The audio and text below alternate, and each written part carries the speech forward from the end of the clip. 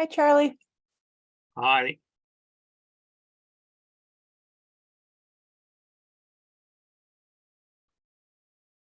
I've just turned off my video so that we're not on the screen. Okay, and I just checked, like you will, it looks like again, you'll have to enable me to screen share when you're ready for me to do that.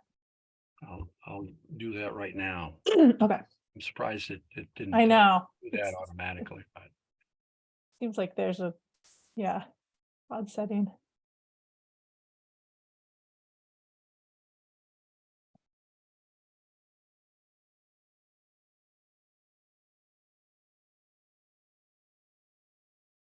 Okay, it looks like, yeah. got it. Yeah, that will give me the option.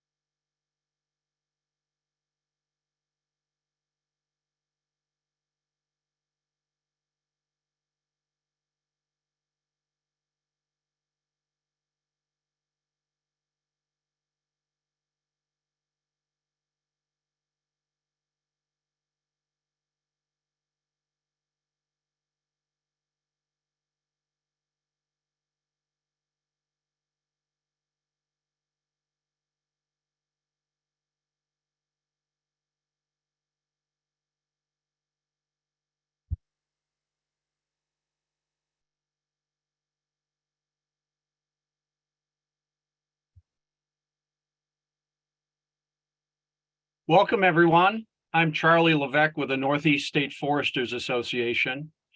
Welcome to the Forest Carbon and Climate Adaptation webinar for forest landowners. Our speaker will be Dr. Alexandra Kosiba, and I will introduce her more formally a little bit later. have a few preliminaries.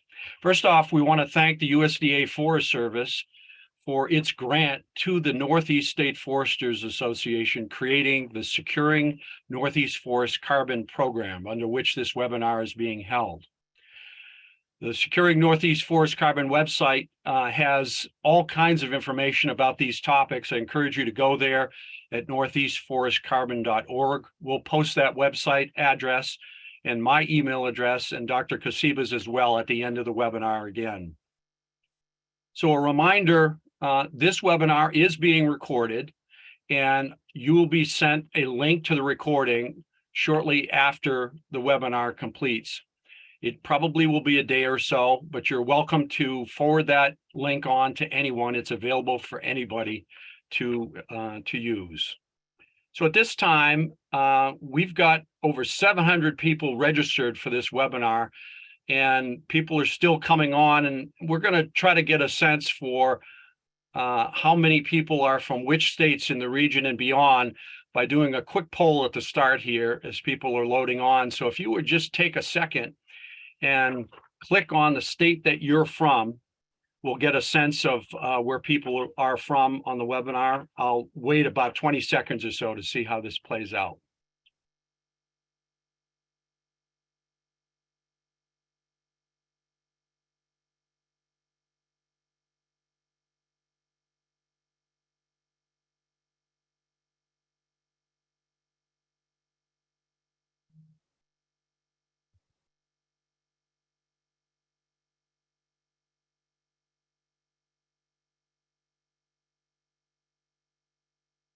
Well, I think we got a decent sense of who's on from which states. Thank you for doing that. It looks like the state of New York has won with overwhelming majority. So the word obviously got out in New York State. And so thank you all for doing the quick poll. We just wanted to get a sense of what was going on. So I want to talk a little bit about the webinar tech. If I can get back here to turn the poll off, there we go.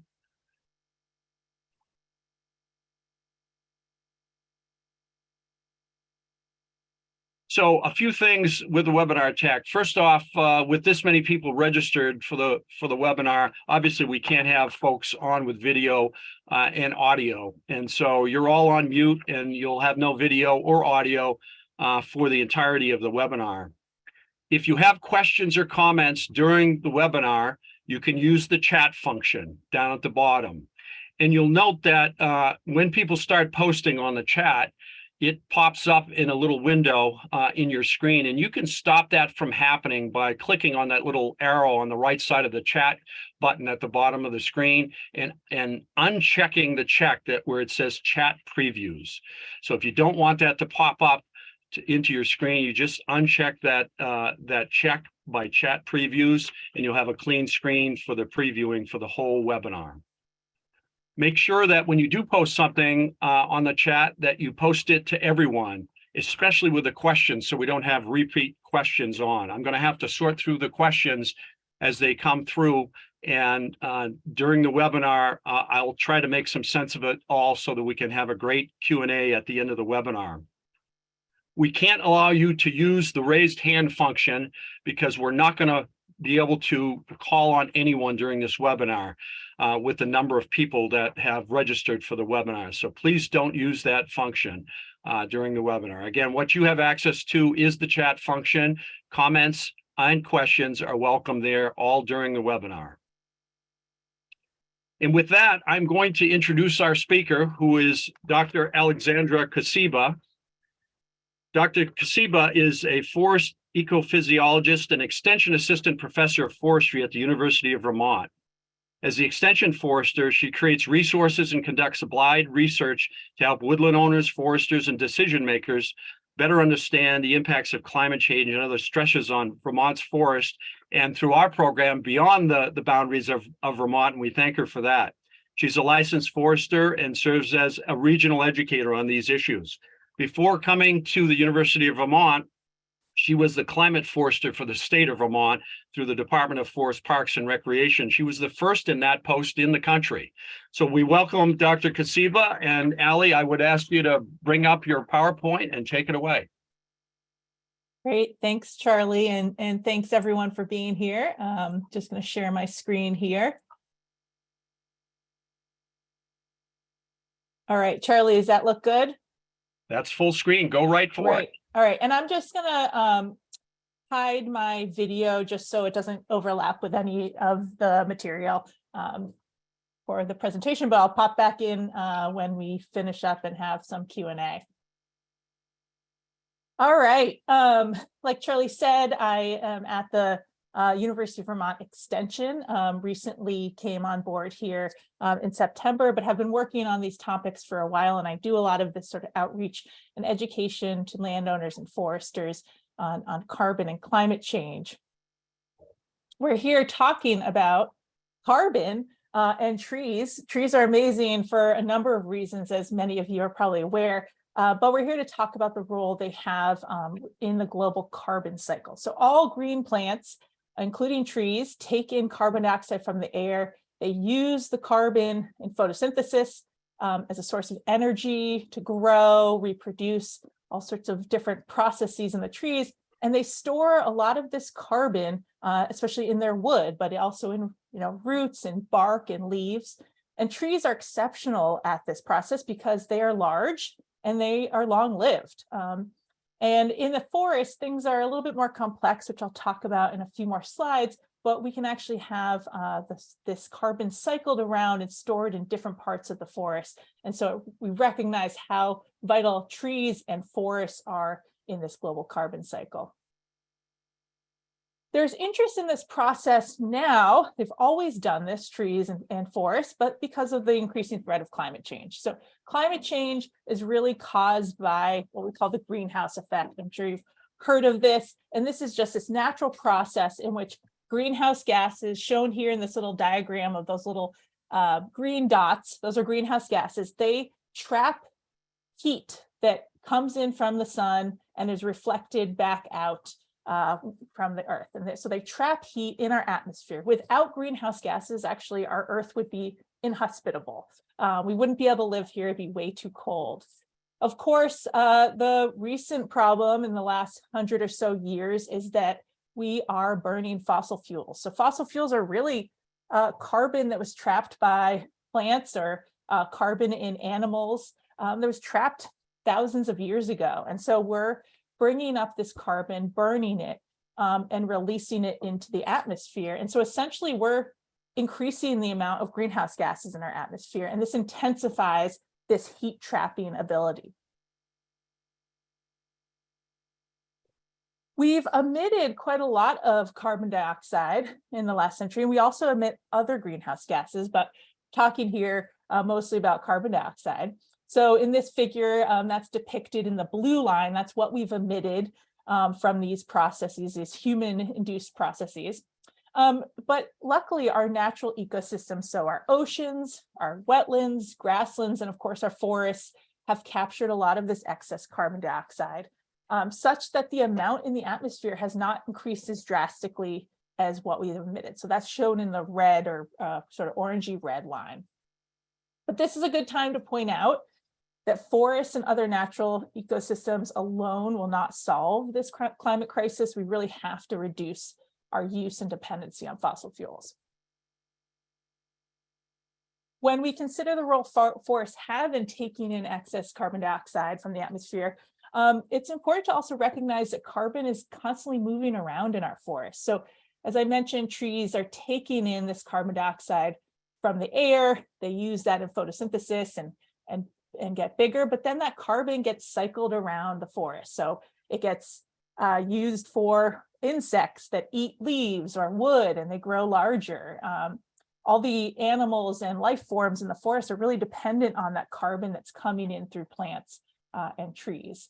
And we can even have some of that carbon eventually transferred into the soil when plant parts and other organic materials decompose.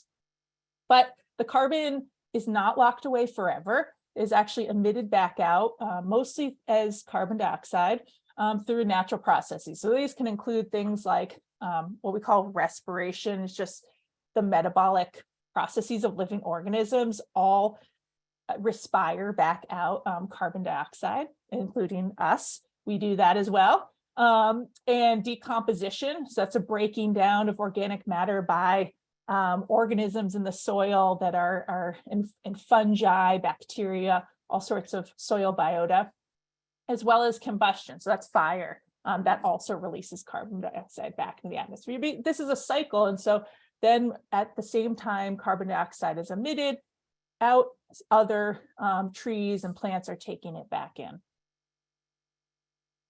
There are some important terms to put out first when we talk about carbon. So first of all, we have what we call carbon storage.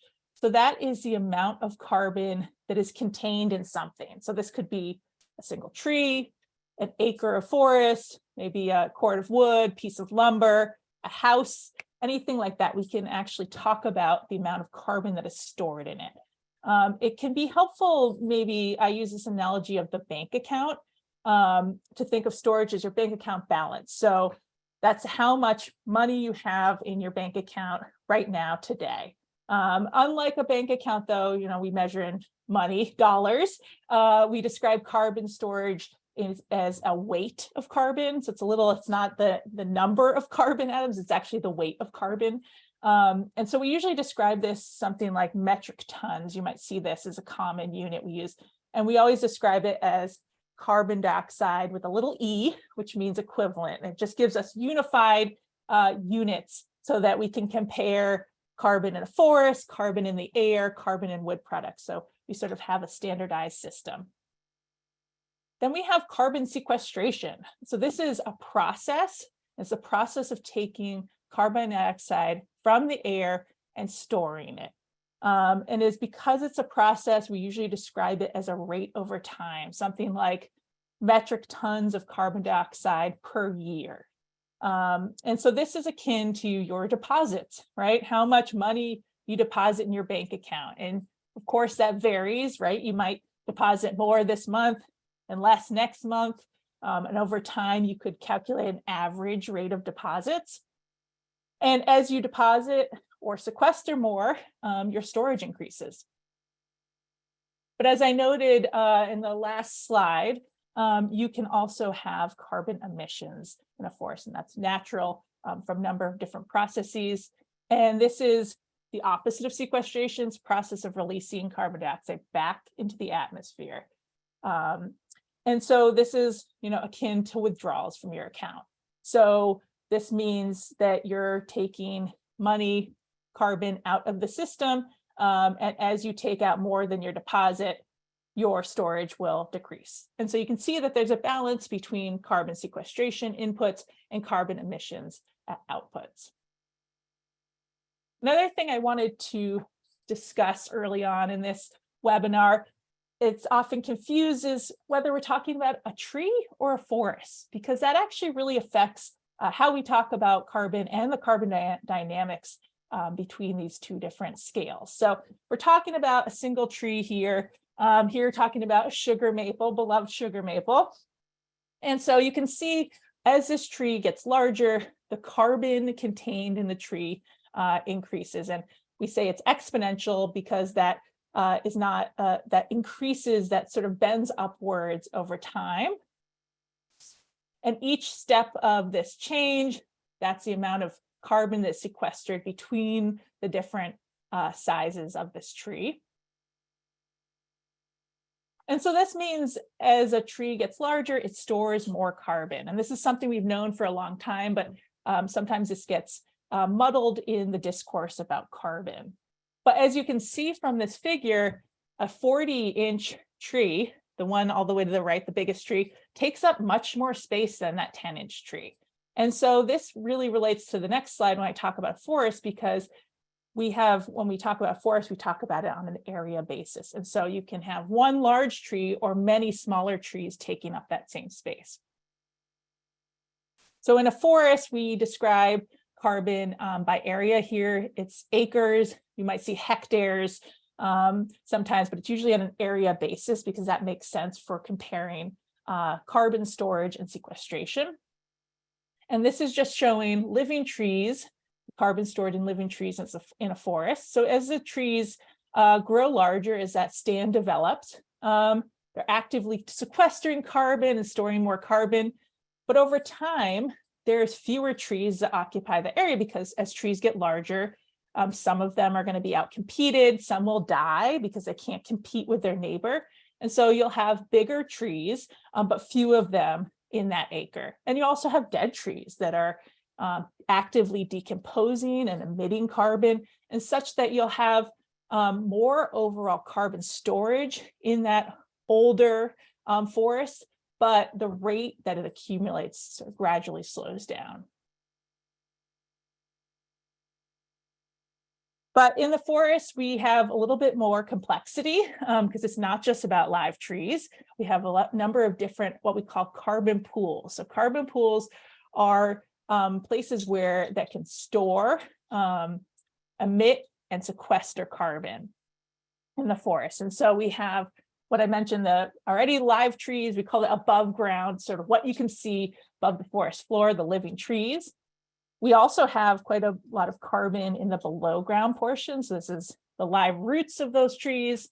And then we have two pools that are made up of sort of dead and decomposing matter, leaf litter, which are leaves and needles, small twigs that are shed from trees, of course, in the fall in our climate, but also just throughout the year, small twigs are shed from trees, and those build up on the forest floor, slowly decompose. And then we also have a dead wood component. And so that can include standing dead trees, logs on the ground in our forests. And then the last pool is the soil pool.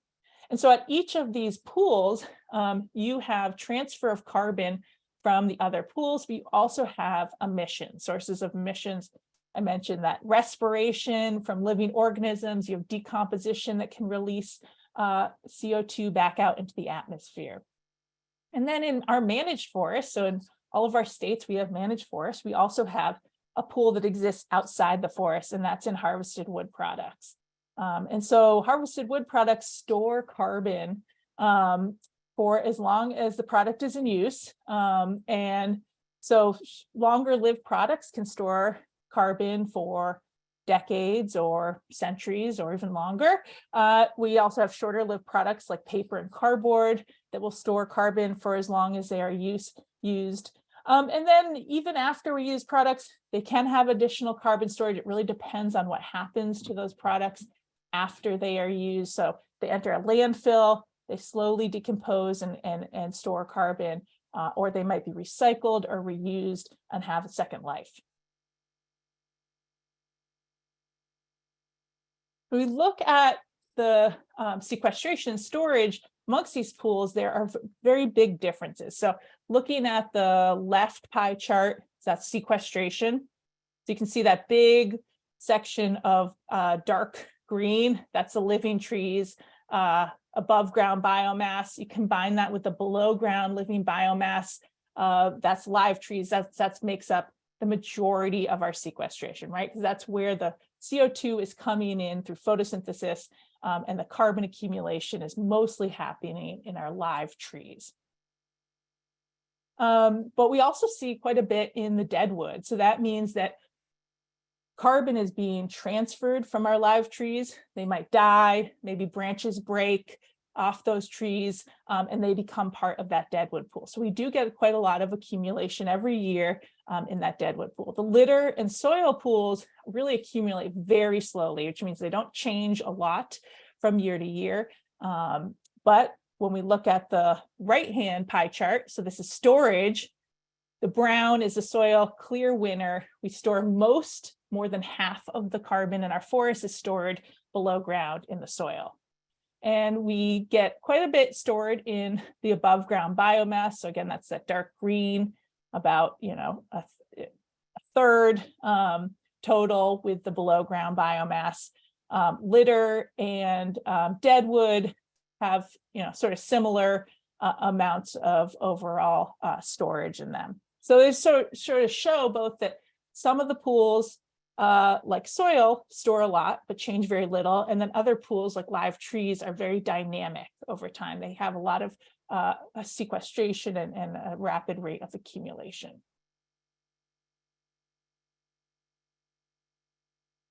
As I showed previously, carbon stored in live trees accumulates over the development of a forest as long as there are, no large-scale disturbances to sort of change those carbon balances.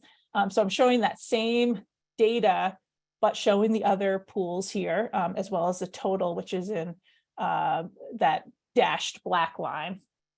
So those other pools follow a very similar trajectory, such that older forests store more carbon across all of those carbon pools. So they all accumulate, you can see at different rates, right? That live tree pool accumulating much faster than the other pools.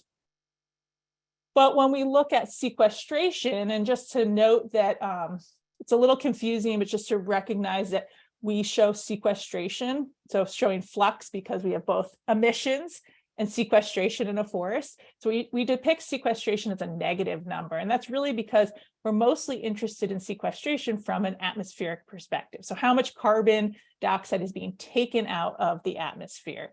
And so when we have bigger negative numbers, that's more sequestration. So looking at this figure on the right, this is showing a maple beech birch forest. It's peaking in sequestration around 20 years old. And that's, it can range from anywhere from maybe 20 to 60 is when peak sequestration happens in a forest. And this is because, trees are using a lot of their energy at that time to grow taller, outcompete their neighbor. And as that stand progresses over time, some trees, as I mentioned, are gonna die. They start decomposing. That wood goes into a different pool. So the dead wood pool becomes part of the soil pool eventually. And so you get more complexity, but overall a lower rate of sequestration as that forest ages. And this will differ, depending on the specific stand. A lot of unique characteristics to each forest will make this look a little different, but this is sort of an overall pattern we've seen across forest types. Older forests store more carbon, but sort of younger to middle-aged forests sequester carbon at a higher rate. And this relates to our forests here in the Northeast. So this means as forests age, we will see overall storage increase, but the rate that carbon accumulates will decline. And so this is showing, these bars are showing the distribution of forest ages here in Vermont.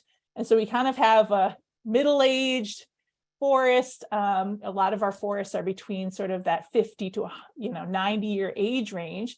And what we're seeing in Vermont, not true for all the states, is that we're seeing a lower declining sequestration rate over time. We think this is partially because we're aging our forests, and so naturally we just have a lowered sequestration rate. There's some other things going on to affect that. I'll sort of mention later on, but that's the general pattern that we're seeing: more storage and a sort of lowering sequestration rate. So those figures show carbon storage and sequestration without disturbance and without major stressors. And so those are what we would call a carbon sink. So that's a forest that is a net absorber of carbon dioxide, where sequestration is bigger than emissions. But in forests, there can be a lot of reasons why there might be more emissions than sequestration. And so this can mean that the carbon is what we call the forest is what we call a carbon source, so a net emitter of carbon dioxide. So this can happen like in the left-hand image. Say there's a windstorm, the living trees get knocked over, and many of them are killed. So there's still carbon in the forest. The sequestration rate is going to decline drastically because there are fewer live trees left. And now there's going to be increased emissions as the dead wood begins to decompose. Similarly, sequestration could be reduced in the next image. This is a sort of a minor pest of maple trees, maple leaf cutter, but it affects the foliage. And so you could have a situation where sequestration declines relative to those other sources of emissions. And this could be a very temporary blip in the carbon balance within a season, within a year, and very short-lived. We also have, of course, forest fire, which causes large releases of stored carbon because the wood is burnt and leaf litter and twigs are burnt. And this is happening a lot in our western states that are actually seeing their forests as sources of carbon dioxide because of catastrophic large-scale forest fires. And then, of course, timber harvesting. When we harvest timber, we are reducing forest carbon because we're removing wood, and wood is carbon from the forest in the form of logs. And we do see with timber harvesting that it increases decomposition and emissions after the harvest because there's maybe dead tops and limbs, of course, roots left that begin to decompose. But with all four of these scenarios, as long as the forest is allowed to remain a forest, existing trees will sort of grow up, occupy the space, or maybe new trees will establish and begin growing. And so we see that carbon balance returned eventually. And how long that takes really depends on the severity of the disturbance, site conditions, and all sorts of different factors that are specific and unique to that forest stand.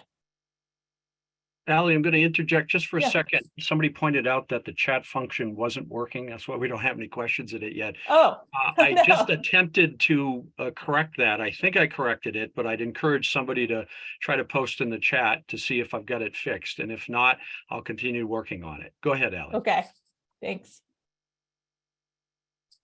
So it's important to think about when we think about forests and the role they have in mitigating the effect of climate change, that it is this pretty delicate balance between sequestration and emissions. So we have the sequestration transfer to other pools in the forest, as well as respiration, decomposition, and combustion. And they all are affected by a number of aspects, like I mentioned, sort of site and tree characteristics, but climate change itself affects both of these or all of these processes, as well as things like disturbances, stressors, and management history.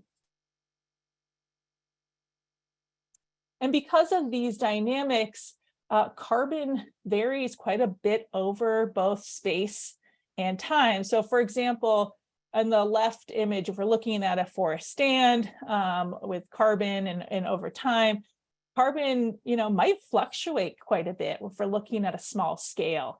And that might be because of natural disturbances, maybe weather patterns, a poor growing season or drought. Maybe there was forest management that occurred here and removed some of the carbon. And so over what time frame we consider carbon really dictates the conclusions we make about carbon dynamics. You can see a short time frame, we might see a reduction. Over a different time frame, we might conclude that there is an increase in carbon.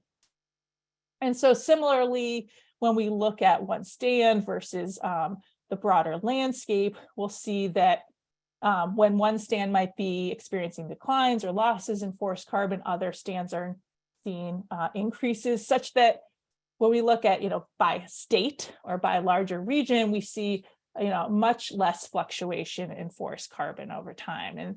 And so any one event is pretty minor across our carbon dynamics. All right, so looking at our region, so these are all states in our region that we're considering, and this is showing carbon storage. Our forests store a heck of a lot of carbon. So we actually express these as million metric tons of carbon dioxide equivalent, because it's just such a large number. And so to put this into context, we combine the forests of all of our states, it would be about 54 years worth of our current human caused emissions for our region. So that's quite a lot of carbon that has been taken out of the atmosphere decades ago, centuries ago in some cases, and stored. And you can see again the proportion is dominated in the soil, which often we don't think about when we look out into the forest. And we look at sequestration, so this again is the rate that carbon is taken out of the atmosphere. And so you'll see this is per year, and this was actually, we're a little bit lagged in our time. I believe this is for 2021.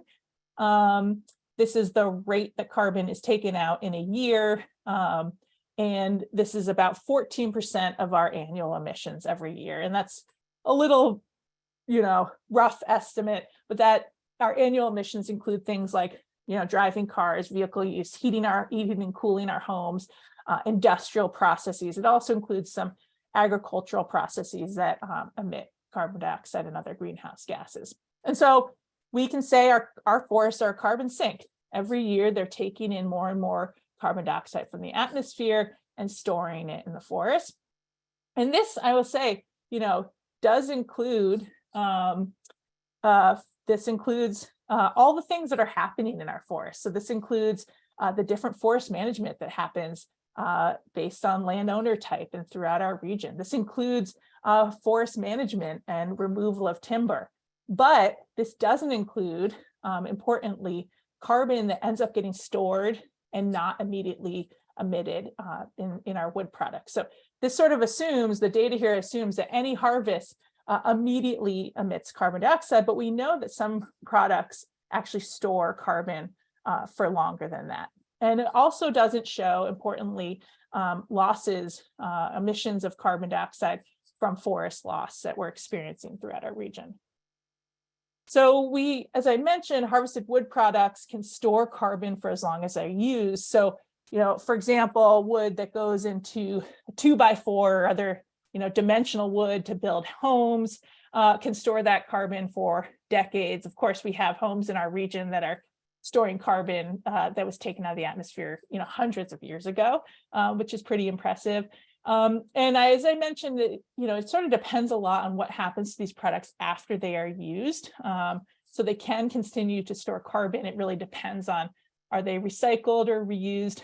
Even if they're used for energy or heat, that can provide an additional benefit if they're used to replace fossil fuels. And in general, wood products can have these additional greenhouse gas benefits depending on what would have been used otherwise. So materials like steel, concrete, plastics that we use for insulation or other products, and of course fossil fuels, those have oftentimes really big carbon footprints because of their manufacture or transport or just the sort of nature of those products. And so there are some benefits that can be gained from using wood over that. It does get really difficult with accounting, I will say that, and there's a lot of assumptions in this accounting, but that's, gets into the little bit of the weeds we won't get into today.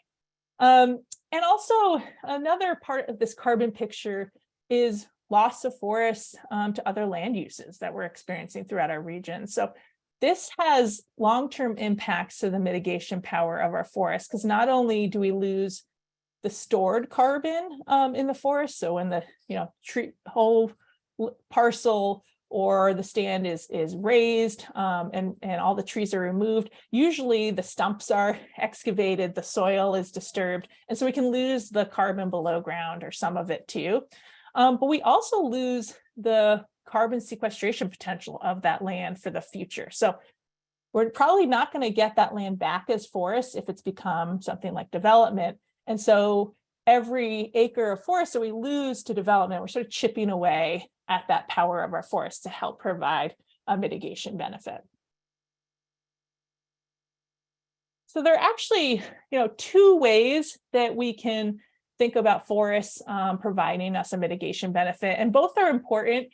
This does get to some of the nuances of carbon offsets and carbon markets, as well as management techniques. So I think it's important to touch on. So first, probably the most obvious is active sequestration. So this is taking carbon out of the atmosphere, storing it in trees, in soil, dead wood, etc., or in harvested wood products. But the other type is avoided emissions. So this is when we make decisions to keep carbon in the forest or in harvested wood products that are long-lived rather than maybe shorter-lived products. And it keeps that carbon out of the atmosphere. So these are two different types and distinct types of carbon benefit that we can have from the forest. So as a landowner, you may be interested or heard a lot about forest carbon offsets or carbon credits. And so those two types of carbon benefits, both active sequestration and avoided emissions, are included in here. But really, I think it's important to note that the purpose of carbon offsets and credits was really intended to help entities like companies, businesses, other organizations like that reduce their carbon emissions over time, because maybe it takes money or technology or just time to reduce those emissions. And the other, kind of benefit that we could get from these carbon offset and credit programs is the way for that private sector to fund good forest management or land conservation. So how this works, this is a simplified sort of diagram, but say you have a factory, it's emitting carbon dioxide, greenhouse gases to the atmosphere. And so they want to reduce their emissions, but they can't reduce emissions. So they want to become net zero or have some other way to show that they're reducing emissions. And they want to pay a forest landowner to do some practices. So maybe that forest landowner that land was going to be raised for development, and they pay that landowner to not do that, keep that forest as forest. Or maybe they pay that landowner to do practices that increase carbon sequestration. So the company will get essentially this carbon offset traded. It's not, you can't really trade the actual carbon. So it's sort of this token that says, okay, you paid for this equivalent amount of carbon, and essentially sort of cancels out their emissions. But remember, a key part of this is that factory, that entity did actually emit those greenhouse gases, that carbon dioxide to the atmosphere. It sort of cancels out on paper, right? And so this is really important to note, because if that forest stand wasn't actually at risk for development or loss, or if the landowner didn't do anything differently to increase sequestration, what the atmosphere sees as far as mitigation effects might not be what is written on that carbon offset paper. There are two types of carbon offset markets, and I recognize that carbon offsets are really confusing. They're complex, rapidly changing, but they are typically traded in what we call carbon markets. So these can be regulated by governments. So these are what we call compliance or regulatory markets.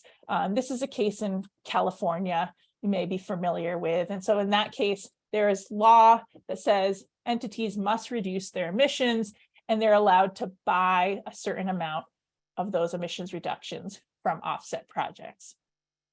But most carbon offsets, especially ones that landowners here in Vermont and in the rest of this region will be able to tap into, are what we call voluntary carbon markets. So these are unregulated markets, and anyone can buy and sell carbon, but entities can get involved. Within these markets, there are things called carbon registries. So these are organizations that set rules and provide oversight for buying and selling carbon. But again, it's not set by law. There are no rules that dictate either purchasers of offsets or sellers of offsets need to be in a registry. Allie, if I could ask you to pause just for a second. Yeah. I've been working on this chat function and have not been successful, but in the chat, I have put my email address and my cell number. So you could email questions to me. Some have already started to do that, or text a question to me at that number. So it's in the chat box. I think everybody can see that, and we'll have to run it that way because I can't seem to fix it right in the middle of the webinar. So I apologize, Allie. Continue, please. Okay. Hopefully that works out. All right. So for forest landowners in our region, you really had to have many thousands of acres to enroll in a carbon offset program until recently. We now have a few or 4 options, although not all of these are you able to enroll in, but there are a growing number of options. I imagine even next year there'll be more in this list. All of these are in the voluntary carbon market. So there's currently 4 programs. Only 2 of these are actually really able for us to enroll in our region, and there's still sort of limitations on both of those. But I'll talk quickly about the 2 to the right. So that's core carbon on the top right. that is accepted in a registry, what's called the American Carbon Registry. So that means its methods of accounting and sort of the oversight is accepted in that registry. It's a 40-year commitment with a minimum of 40 acres. This is what we call a harvest deferral only. So that means you can harvest for the length of the contract. And that might be of limitation to certain landowners or of interest. It's not yet available in our region. They're limited to the southern United States, but they say that they will be expanding into our region maybe in a year. The other one on the right, NCX or Natural Capital Exchange, is not accepted in a carbon registry. It's a 1-year commitment, no minimum acreage, again, harvest deferral for that 1 year. Importantly, enrollment in this program could mean you're not eligible to enroll in another program, even though it's 1 year. You might think, oh, I'll do this, I'll do another one. Those other programs may not allow you to do that. And they are currently not taking new enrollees right now. And I'm not sure exactly what their plan is for the future. So speaking of the two programs on the left, first on the top, we have Forest Carbon Works has a new conserve program. This is accepted under the Vera Carbon Registry. It's a 60-year total commitment, minimum 40 acres. There are certain harvest practices allowed, but it's pretty minimal, and others will be by permission. So that's sort of restricted to what you're allowed to do on that property. And then the bottom program is one maybe some of you have heard of, is a Family Forest Carbon Program. This is also accepted in the Vera Carbon Registry. It's a 20-year commitment, minimum 30 acres. And this is what they call its payment for carbon-friendly management practices. So they have two sort of broad buckets of practices: grow older forests, which is essentially a harvest deferral, a no management or very limited. You can harvest some of your own firewood. And then enhance your woodland program. So this allows landowners to do some things like thinnings and gap creation with the goal of improving forest health, stand quality, and age class diversity. They're in a pilot phase right now, so it's really limited to certain forest types. I believe maple beech birch only in Vermont, Western Mass, and then New York. So not our whole region I'm talking to you all will be available to enroll in that, but you can reach out to the program and find out more. So all carbon offset programs have to figure out a way to calculate how much carbon you gain if you're enrolled in the program. And so they do this by figuring out what would have happened compared to a baseline. And so there's a couple of ways to do this, and I'll show you two examples just to sort of illustrate how carbon offsets are computed. And that does dictate, what you would get paid and sort of the program enrollment. So the first way shown here is what is called a counterfactual, which I just love that term. But this is basically saying, what would a typical landowner have done in the same situation? So you have your forest and say, this is the carbon, at time 0 that you measure in your woods. And so say you let your forest grow older and bigger, and then you do a light harvest and then you let it grow again. But they might compare what would happen in that forest, and they'll do this through modeling, if maybe you were driven by profit. And so you were looking at maximizing profit, and maybe you do more intense cutting, and then you let the forest grow older, and then you do another cutting. And so this difference between what they expect you to have in your forest based on your management under this carbon program versus typical landowner is that difference, is that carbon that can be sold as offsets. And whether the program includes harvested wood products or not, that is really program dependent because it does add a lot of complexity in the accounting.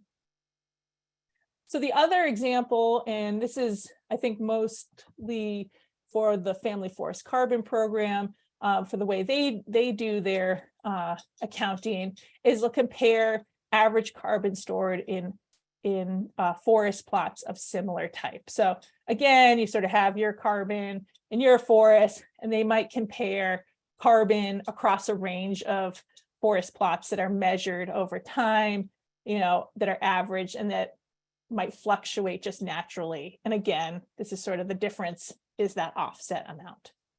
And you can see between these two different methodologies, there are different assumptions, different pros and cons, and different can result in different amounts of offsets that you generate.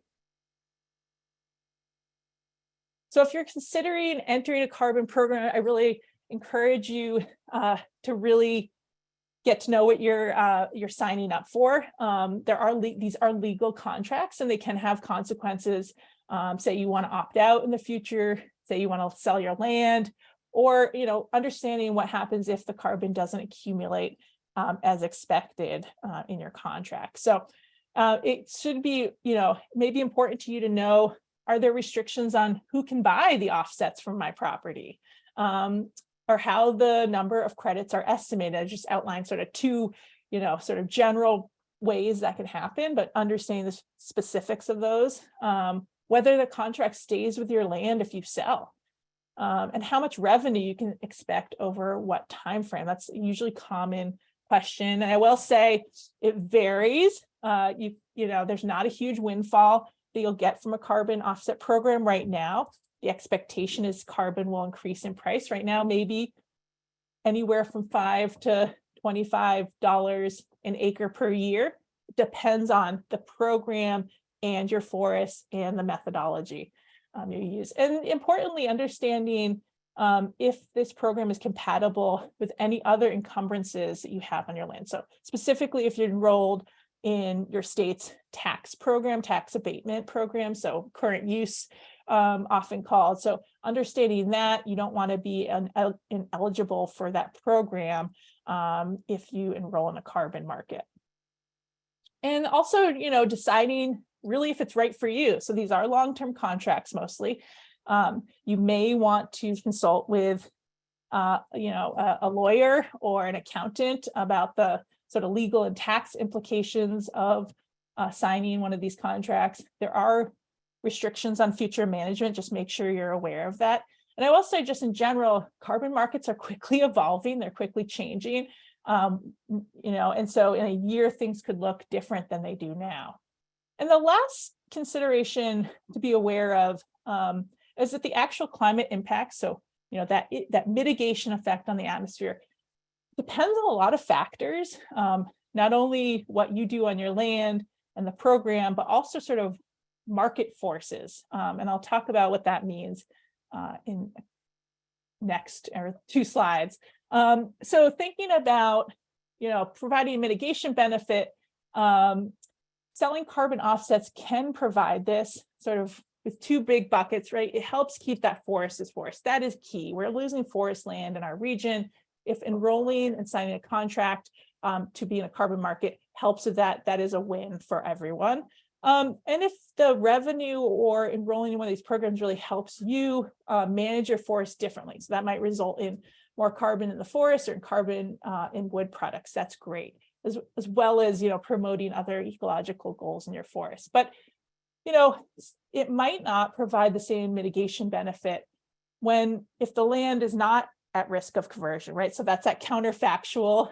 If we say that you're not going to emit this carbon, but it wasn't at risk of being lost, or if management doesn't change. And really, this is because you're trading that carbon for actual emissions made elsewhere. And that's really the key of this. And so carbon offset programs are really great when it helps that landowner secure their land over a long period of time, or helps them make sort of management changes in the name of carbon. And then the other thing are that if market forces result in equal or sometimes greater carbon impacts elsewhere. And we call this leakage, is the concept. So say, as a region, we decide we're not going to harvest timber because we think it would be best to keep the carbon in the forest, right? And there's some other implications that I'll get into later, but say that's the direction we want to go. But, we use wood in our region, and we build houses, we use paper. Actually, wood is in a lot more products than you might not think, but we also use toothpaste and some food. We also use a lot of packaging, boxes, and things like that. So we would end up harvesting our wood, getting our wood elsewhere, right? And so this might come from places like plantations. It might come from other countries where we don't know what the ecological implications of timber harvesting are, or sort of the human rights implications. There are a lot of other things we can't control. And when it comes to carbon, those sort of cancel out, right? And so we might feel like we've done a really good job. We've kept carbon in the woods here, but we're having that same carbon impact elsewhere. We just can't see it. And in fact, with transportation impacts, getting that wood to us, we might actually have a bigger carbon footprint than we would have had otherwise. And as a region, overall, we actually harvest less wood than we use. Even though, globally wood consumption is increasing, we can see for our region, I'm sorry, New York, you're not on this graph, I didn't make it, but we can see overall the black bar in the total column is bigger, so that's consumption relative to removals. And so we do need to think, I think, really carefully, if we don't harvest here, what are the implications of our impacts and our resource use?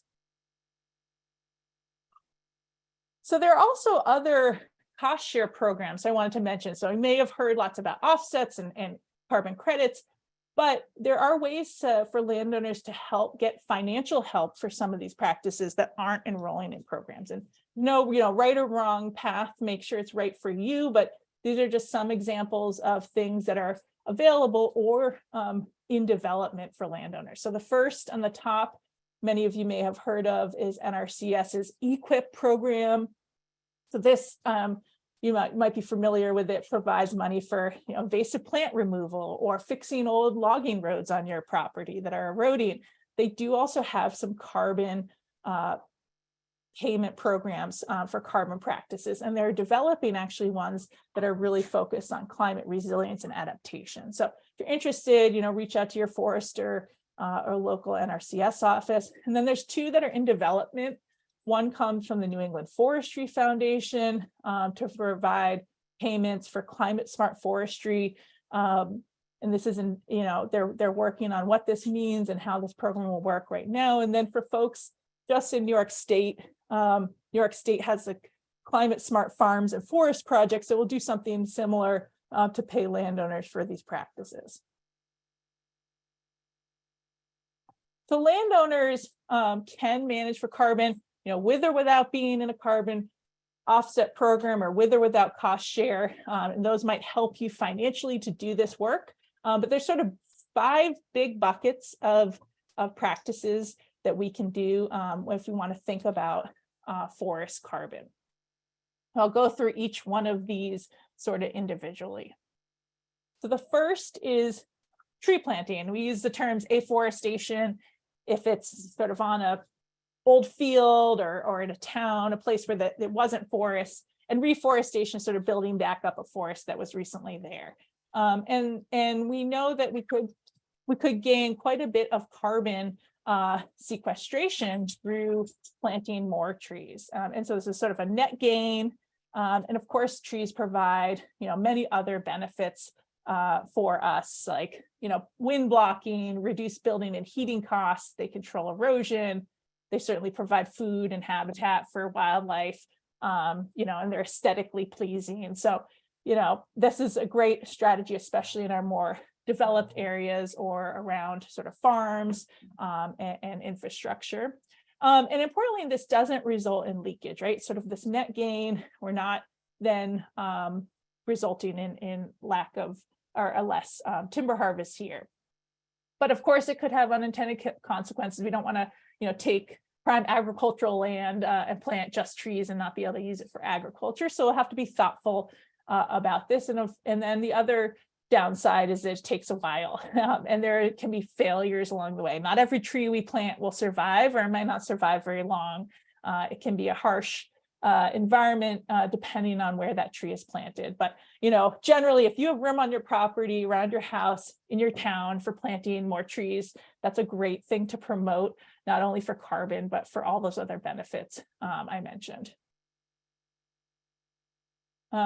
Next, and I think perhaps the most important, because of the multiple benefits this provides, is avoiding deforestation. So this is to keep carbon in the forest, but as I mentioned, it maintains this future sequestration potential of that land. And region-wide, we're losing somewhere around 20,000 acres of forest per year, mostly to development, whereas a few decades ago was more for agriculture. We're now seeing development as the main driver, and even some new causes of forest loss like solar fields. And it's challenging because if we look at solely the carbon accounting, a solar field will actually provide more carbon benefits than a forest. But of course, we know forests provide more than just carbon, right? And so, we don't necessarily want to see our forests broken up by solar fields, especially because there's other places that we could probably put those solar panels. And this also reduces what we call fragmentation. So it allows more continuous blocks that we keep intact for species to move around and change places.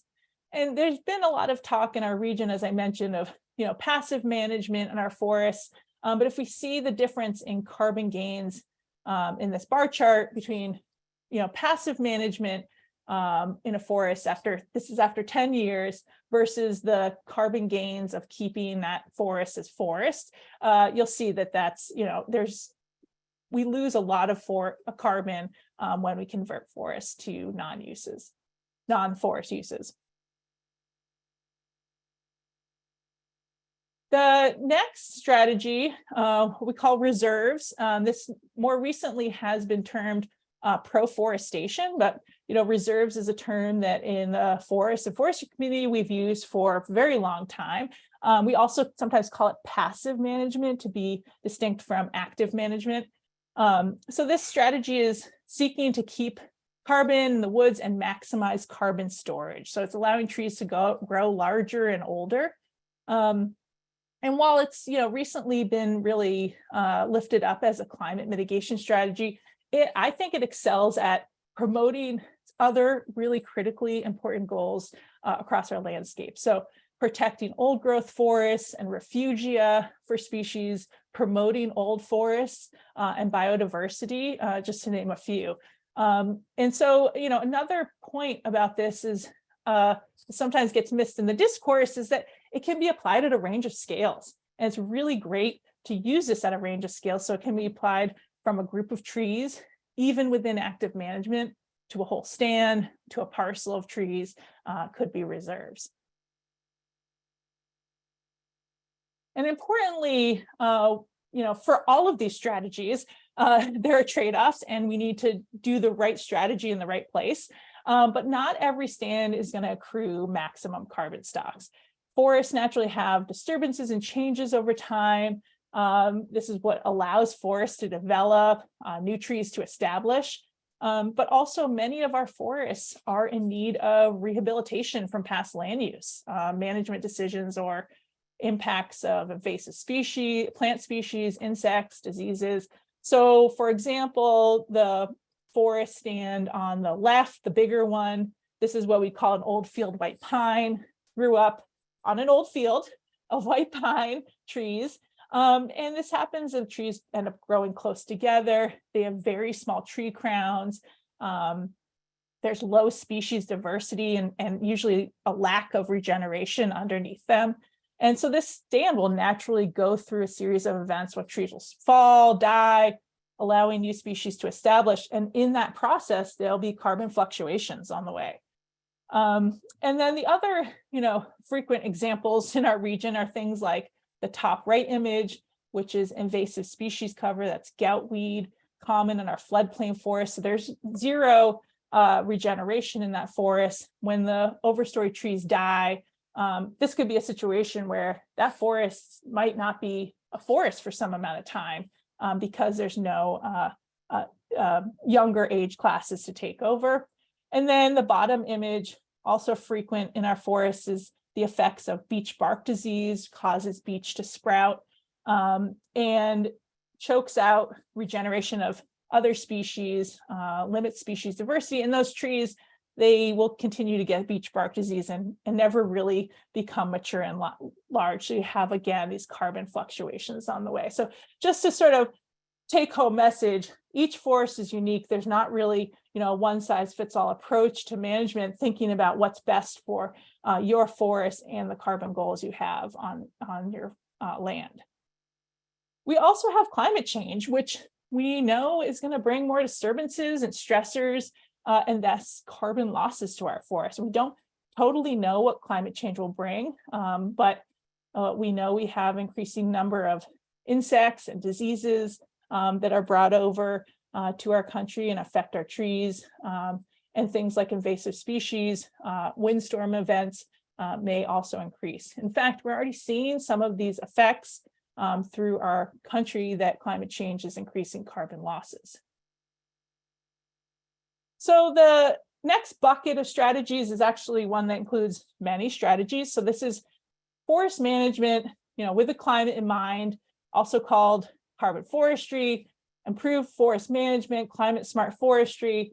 And this can be a range of options for you to consider in your forest. So this could be things like creating opportunities for age class diversity and regeneration. So thinking about that future forest, increasing what we call stand complexity. So this is this horizontal and vertical structure of our forest.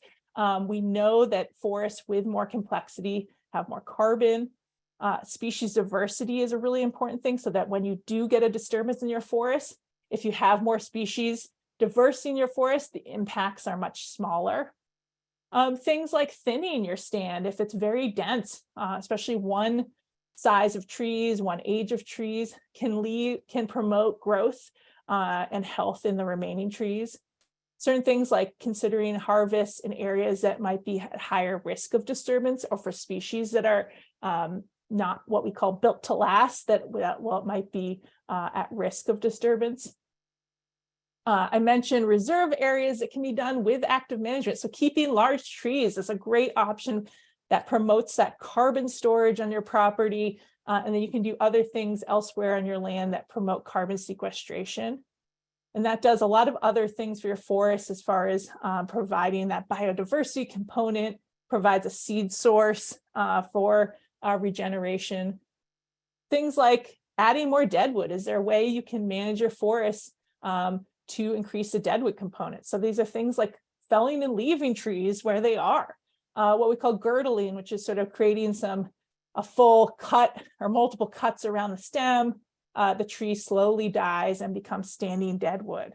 And so this can create space for the trees you leave, the living trees you leave, and it can also create more deadwood in your forest. Of course, things like being intentional with impacts to soil, because we know how much carbon they store. So concentrating those impacts, restricting travel in the woods when soils are dry, when they're frozen, restricting travel to roads. And this includes not just timber harvest, but thinking about this for your recreational use. Maybe you have a sugar bush, of really minimizing those impacts as much as possible.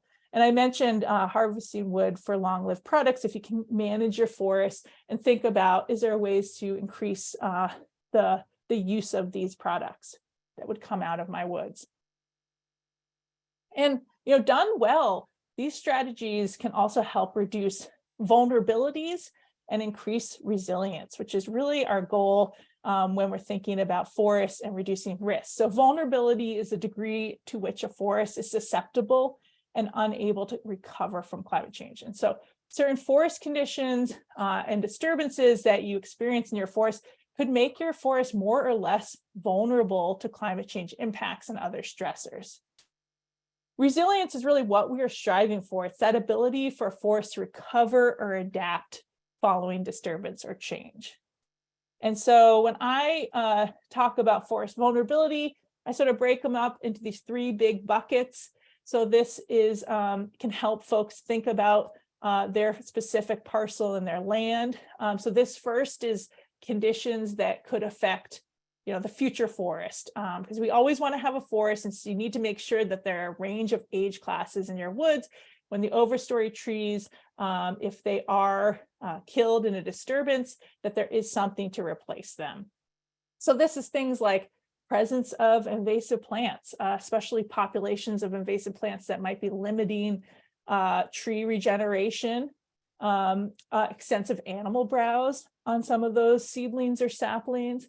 A common situation in our forest is just having very few understory trees, so small seedlings and saplings, because of past land use, because of deer browse or invasive species, or maybe there's only one species present. So having that diversity, different species in the understory may take some forest management considerations. So the second bucket are conditions of the overstory trees that suggest they might be less resilient to extreme events and disturbances. So this is things like in this photo, sort of, trees with really small crowns that are very skinny, growing close together. So it indicates that they're one size, one age, one species, right? If they're unhealthy looking trees throughout your stand, having unhealthy trees in a stand, totally fine. But if it's dominated by sort of one type of tree in one condition, that's not great resilience. And the third bucket are conditions of the forest that might affect soils and water quality. So these are things like evidence of soil erosion and rutting. It's very common in our region to have old logging roads and skid roads that might not be used anymore. So soil that is, not covered in leaf litter and is exposed. A lack of deadwood is another common occurrence in our forest because of our land use history. And so we want to strive for, deadwood in sort of a range of sizes, especially, big pieces. That would be natural as a forest goes through different stages of development, different size trees die. And we want to see that deadwood in a range of decay stages. We also want to see standing dead trees in our forests. And so that's a key component that affects soil and sort of ecological processes. We do know from research and monitoring that forests with more species, trees with many sizes, ages, conditions, including, as I mentioned, dead standing trees, down trees, down logs, and things like irregular gaps in the canopy. Those variability, those conditions that give variability mean that forest is more resilient to climate change and other stresses. When a disturbance comes, when something stressful is encountered, there is more ability for that forest to recover. Maybe some species are negatively affected, certain tree species, and others aren't. Or maybe some age classes are negatively affected and others aren't. So this is a really key point in forest management. And so we can do things, if you want to think about active management on your property, to create this complexity, to increase species diversity, encourage sort of a range of age classes. In doing so, we can do things like enhancing ecological functions. As I mentioned, that deadwood component might provide habitat to wildlife by having more snags, dead standing trees. We transfer carbon from live trees into these other carbon pools.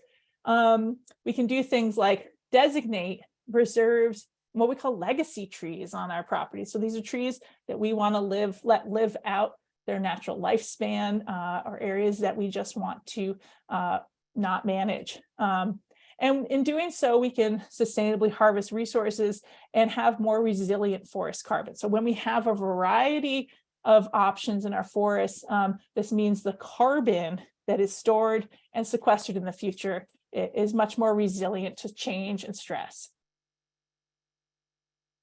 We can also do things like increasing benefits of harvested wood products. As I mentioned, we get this long-term carbon storage, avoided emissions of not using other products. And we should think about what this means for our local communities, economic resilience and sovereignty, instead of using imported or highly energy intensive products. But I just want to sort of end with this idea of risk spreading and landscape diversity. There's no one size fits all approach. And in fact, we should have a portfolio approach, right? It's like anything, you don't want to put all your eggs in one basket. So we want to manage for resilience adaptation. We want places where we promote biodiversity, wildlife habitat. We also have uses of our forests for recreation, right? Wood products or non-wood products too, thinking about sugar bushes and other foraged products. We also have things like landowner revenue and local economies that are really important for people keeping their forests. Forests for keeping jobs, and our forests do provide climate mitigation. And so thinking about all of these and balancing them is really key when we think about our forests and a broad landscape. And so I want to encourage folks, there's no one of these strategies is good for all forests. And so we need to think about how do we use them thoughtfully across forests. As far as resources, as Charlie mentioned, I do have a new extension forestry website. I have been writing a series of articles. This is the first of 4 in Northern Woodlands magazine on forest carbon. So this first one is called An Introduction to Forest Carbon you might be interested in. I also have a resource for landowners about thinking about managing your forest with climate change in mind. So it touches on a lot of the things I've mentioned here, but goes into some more details and has resources for folks. And then, of course, the Northeast Forest Carbon site has plenty of information. It's a great resource for all things forest carbon. And so with that, I'll wrap up. Please reach out. Here's my email. Happy to hear from anybody, not just folks in Vermont, throughout the region. I'm happy to hear from you if you have follow-up questions or anything you want to share with me after the fact. So thanks for listening. And yeah, with that, I'll sort of take some questions if Charlie can navigate them. Allie, I was able to make it all work. I should say everybody on the webinar was able to make it work. I've gotten dozens of questions via email and text. And so I think maybe it would be good if you stop sharing your screen so you could be on the screen. I'm not going to turn on my video. I'll just keep the audio on and I will go through the questions. We've got plenty of them. Okay. We will finish at 1:30 sharp. And the beauty of the way we did this is that I know who asked what question. If we don't get to questions, we'll send an answer to those at a later time. And so just for everybody, because we were asked a bunch of times, yes, you are going to get a link to the recording for this webinar, and you're going to get a PDF of the slides in Allie's PowerPoint presentation. So everyone will get that, and you're welcome, and in fact, encouraged to send it on to any and all audiences after the webinar. So here we go, Allie. We got a lot. I don't know how many we'll get through, but we'll give it a shot. Yeah. So this person asked if you would speak on the importance of the hydrological process of transpiration in climate resilience. Yeah, great question. So this question is referring to the fact that trees provide other climate benefits, but besides, we've really focused on CO2, carbon dioxide mitigation, climate mitigation through CO2, sequestration and storage, but forests provide a number of other ways that they help moderate temperature fluctuations, sort of cool our region. And one of them is what we call evapotranspiration. So this is the process of trees take in water from the soil, and it gets transported up through their stem and through their branches and leaves and out through little pores on the leaves called stomata. And in that process, they actually help to cool the air through changing those sort of the function or changing the temperature gradient of the air through that water release. And so that's a really incredibly important role that forests have. And so, and trees. So even having a tree near your house can provide some of that benefit. They also provide just like a physical shading of solar radiation, right? So sun coming down, big canopies actually protect some of that sun from coming down lower into the forest and warming the soil. And so that's a great benefit too. They can act as a wind block for really strong harmful winds. And so there's incredible ecosystem services is what we call them of trees. And climate mitigation through CO2 is sort of just one of them. Great, thank you. Next question, you talked about the various carbon pools in the forest, and this question is, how does deadwood sequester carbon? Yep, so deadwood is sequesters carbon in that it's getting carbon it's sort of transferred from the live tree pool. So as that carbon, so you have a live tree, it dies, sort of that carbon gets transferred into the deadwood pool. And so that carbon will be there. It slowly starts to be decomposed by microbes and fungi, bacteria, all sorts of things that are in our forest. But that process actually can take, depending on the species of wood, the climate, the size of the wood, the actual organisms that are decomposing it, that can take a long time. And we can have logs in our forest that persist. They've been dead for decades and are very rot resistant and slowly decompose. And so they are storing that carbon. And every year we're sort of adding more and more carbon from that live tree pool into the deadwood. Great. What role do deer populations play on forest carbon sequestration in mature forests, given deer's influence on saplings and regeneration? Probably right now, very minimal, because we haven't seen that new generation having to take over, new generation of trees. But I foresee that it will become more and more problematic as some of our mature overstory trees begin to reach the end of their lifespans, or just naturally, the thing about a tree is that it exists where it exists. And so it can't move. And so it's the longer it is in that location, the more likely it's going to have some sort of disturbance that affects it, whether that's wind or ice storm or pest or disease. And so the higher probability becomes that tree will die. And so if there isn't a new cohort of trees to take over under that dead tree, we will have declines in carbon sequestration and carbon storage. I doubt that we can pick up on that right now, just because the deer dynamics in our region have really changed over time. There was a point where we had very few deer, and now we're at a point in many of our counties in the region where we have very high deer, but that's not true throughout our region. And so it really depends on where we are, what the status of the forest is, what the species are. But I do foresee that we'll see impacts of that sort of in the coming decades. So it's something to be really aware of as a landowner. How can I set up my forest to have sufficient regeneration? And how can I protect that regeneration from deer? It's a really difficult question. Great.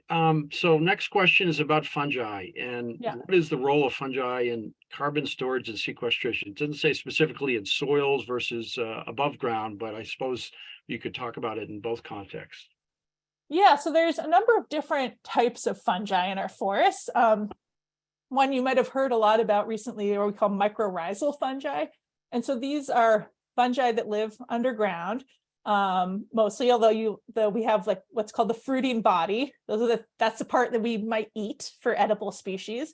So there are a number of edible species that are mycorrhizal. Morels are one of those. And these mycorrhizae underground actually have a relationship with plant roots, tree roots, other species, and they essentially bind to those tree roots and increase the surface area of those tree roots. So they are able to sort of expand, grow in different places, and they're really good at scavenging certain nutrients that the tree needs. And they'll trade basically certain nutrients like nitrogen for carbon from the tree. And so that's a mutualistic relationship where the mycorrhizal fungi get something and the tree gets something else. They are really important for carbon. They're important for soil processes in a number of ways. Couple things is that they actually will involve with the tree roots secretions of carbon molecules into the soil. This is sort of like a mucus-like substance. It ends up feeding, there's a lot of close ties in the soil that are very complex with other organisms. So bacteria and protozoa and viruses and all sorts of things that live in our soil. And so there's a role that the mycorrhizae play in that. They also help in that process of releasing that mucus. They help form aggregates in the soil. So this is when you get sort of clumping of particles in the soil, it helps that carbon be more resistant to erosion or breaking down. There are also different types of fungi in our forest. So there are ones that decay wood. And so those might be on, you might see them coming out of a tree, tree stem, like the trunk of a tree. And so those are actually decaying the wood, or maybe it's decaying a log on the ground. And so those are actually releasing through that process. They're breaking down the lignin and cellulose of that wood and emitting some of the carbon dioxide back out. So there's, fungi are a very large and diverse group of organisms in our forest. And so they do a lot of different things in the carbon cycle, that some things add to it, some things release, but they're all really important for decaying materials, for providing different nutrients to different forms of life that allow for that cycle to continue happening. Great. We've got a lot here. We're not going to get through all of them, but we have quite a few more. So kind of two questions from somewhat related. So what is better for carbon storage, leaving dead trees standing or felling them? And then getting down to the soils, what is the impact of these invasive earthworms on the soil carbon storage? Yeah, I think it's a really hard question. What's better for carbon? It's tough, because I think when we manage for carbon, we should think about multiple goals for managing. So not just focusing on what's the best for the carbon, but are there other benefits? So if you're in your woods and there's very few standing dead trees, increasing more of those would be great, because they also can provide some other benefits, like to wildlife, right? So things like insects use bigger wildlife, if they're able to form like a cavity or hollow in that tree, they might use it for nesting, right? It's like birds and mammals and things like that. So there are a lot of other benefits. The downed logs on the ground will provide habitat for, as I mentioned, some of those fungi or other maybe salamanders, things like that. They will likely decay faster as they're on the ground, sort of touching the soil. Will likely break down and decay faster than a standing dead tree. I would say, a mix is the best, is the sweet spot. So thinking about ways to increase both of them. For the most part, unless your forest has had a recent disturbance, timber harvest or natural disturbance like a windstorm that's knocked a lot of trees down, it's a good chance that your forest could use more deadwood. And that's just a legacy of our past land use that we had. Most of our forests, or a lot of our forests, were agricultural land. Even if it wasn't agricultural land, it was usually heavily managed, and oftentimes people took the down wood out for firewood because it was easy to remove. And so thinking about ways to increase both of those, and I mentioned a range of sizes, like bigger pieces of deadwood are better from a carbon perspective and from a wildlife perspective. And then deadwood does a lot of other things. It can hold moisture, especially in times of drought. It releases other nutrients, not just carbon, as it breaks down. And it can physically protect soils from things like erosion. Thinking of logs down on the ground, they can stop erosion and hold back leaf litter. So there's a lot of benefits to managing for deadwood in your forest. And invasive earthworms? Invasive earthworms, thank you, yes. Yes, so all earthworms in our region are not native. After our last glacial period, we had no earthworms. So all of our earthworms have been brought from elsewhere. Mostly those are European species. We more recently have some species from Asia. All earthworms are very good at eating organic material. So if you're a gardener, you know this, right? They're good in our garden. They do the same thing in our forest in that they churn through organic matter, eat it, and release nutrients. The problem is that our forests aren't adapted. They weren't naturally evolved to have earthworms. And so earthworms sort of release nutrients too quickly. And they can break apart those soil aggregates I mentioned. So they can actually, as they burrow, might break through mycorrhizal fungi. They may break through soil aggregates. And so they can cause actual erosion of soil. As far as carbon, it's actually really complex. There are very few studies that I've looked at, but there has been one study here in Vermont. There's a couple others through the region. Earthworms reduce carbon in that litter layer and that sort of top layer of the soil that's really rich, dark brown and organic matter. So we know that happens. There is some complexity in that some of the carbon might make its way lower into the soil. I didn't really talk about this, but carbon can be stored in the soil, not just sort of at the surface of what we see as that decomposing leaf and twig matter, but it can actually be stored deeper in the soil profile. And so there is some indication that earthworms might actually transfer some of that carbon deeper, but I think we need a little bit more research and monitoring to really understand what the dynamics are. But generally, they reduce that carbon up at the forest floor. Great. Here's a series on forest carbon offset markets. So the first one is whether the programs that you discussed show a preference for sequestration or storage or both. So let's go with that one first. Yeah, I think in general, I guess I'd say they show a preference for storage, right? Most 3 of those were sort of a no harvest or very limited harvest. And then even within the Family Forest Carbon Program, there was a Grow Older Forest, which is really focusing on storage, and then the Enhance Your Woodlands, which is allowing for some nuances in carbon sequestration. If you're enrolled in NRCS EQIP programs, does that affect your ability to sell carbon? If you're getting payment for their carbon practices, yes, if those are the same practices you would get paid for in the carbon, you can't be paid for the same thing twice. And so I would talk to, if you're interested in a carbon payment program, carbon offset program, reach out to one of them and ask them those questions, saying that you're enrolled in NRCS EQIP for carbon practices. But yes, there is some, we don't want to get paid for doing things twice.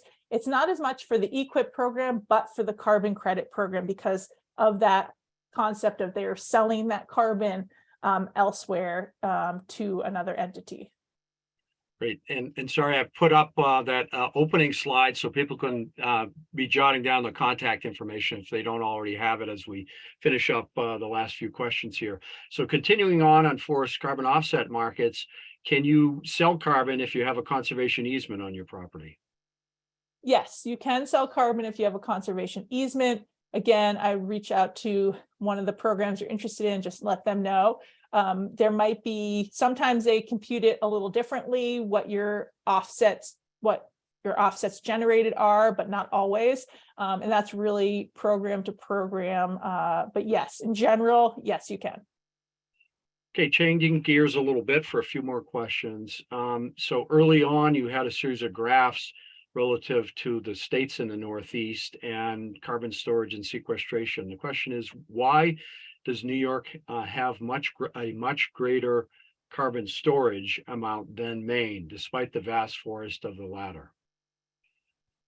Yeah, I think, does it have, I have to look at that. But so partially that I have to look at the actual numbers of carbon storage. I did compute them by acreage, and there wasn't a vast difference when you look at the per acre storage and per acre sequestration. Part of it has to do with, well, there's a number of factors here. So part of it has to do with climate and forest type. So Maine is just generally, if you look at especially the northern half, has sort of slower growing forest types, cold climates of that spruce fir forest, versus New York, which has certainly spruce fir forest in the Adirondacks, but in other parts of New York has oak, hickory, maple, beech, birch forest. We have different carbon sequestration and storage based on forest types. So that's part of it. Another part of it is forest management. So as I showed that in that graph of looking at demand versus, or consumption versus harvest, Maine is the only state that's harvesting more than the state uses. And so as they harvest more, right, their overall storage is going to decline. but they're not importing or to meet their in-state demands. So there's that. There's also past land use. So it has to do with what happened in those parcels and across that forest 10, 50 years ago. And there's a lot of different dynamics depending on what stage that forest is in, because looking at that sequestration versus storage graphs over time and the development of a forest, depending on where that forest stand is, can dictate what the storage and sequestration rates are. So each one of our states, I've actually been exploring some of these data, have really different dynamics going on with carbon, and it's a really interesting but really complex data set to consider. But that's sort of the big reasons, and there's probably many more reasons behind that. Okay, we'll do one last question, Allie, and then as I said before, because of the way we did this, I have emails and texts, so I have everybody's contact information. We will follow up and answer all of your questions directly. So if yours didn't get asked here, we will follow up, because there are a lot that didn't get posed. So the last one is about the rising CO2 levels in the atmosphere and the effects of that on forest growth and sequestration. Yeah, great question. So yes, climate change primarily driven by increased carbon dioxide levels. As I illustrated, carbon dioxide is a form of plant food. It's what plants are using as their energy source and to grow larger. So we are seeing, it's what we call a CO2 fertilization effect. As there's more CO2 in the air, it's essentially easier for trees to take in that CO2. And so there's a couple different scenarios that we're seeing. They can grow larger, which we have seen in some species in some areas, or they can be more efficient in how they operate. And so this means actually more efficient with water use. And so we see both kind of scenarios playing out. Generally, yes, more CO2 in the air is good for trees, but remember, CO2 is also causing climate change, and climate change itself is a threat for our forests and our trees because of all the other things that it's bringing, like more disturbance events, warmer temperatures, changes in precipitation patterns. It also affects things like insects and diseases, invasive plants. So, there are some good things, but many other worrisome results from that increase.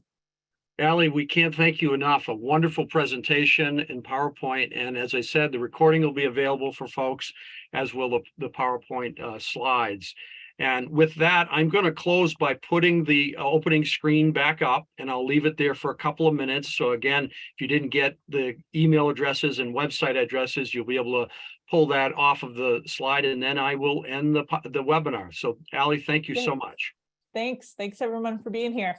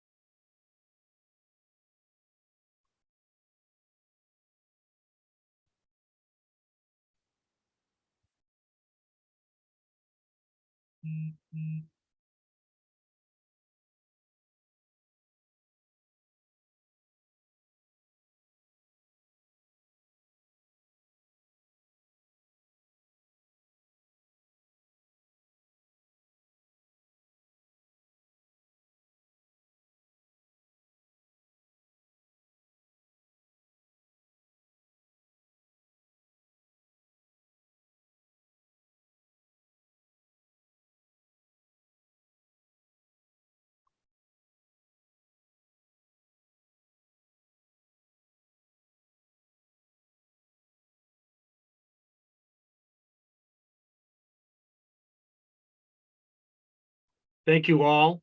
I will end the webinar now. Don't hesitate to contact me or Dr. Kosiba. Thank you all for joining us.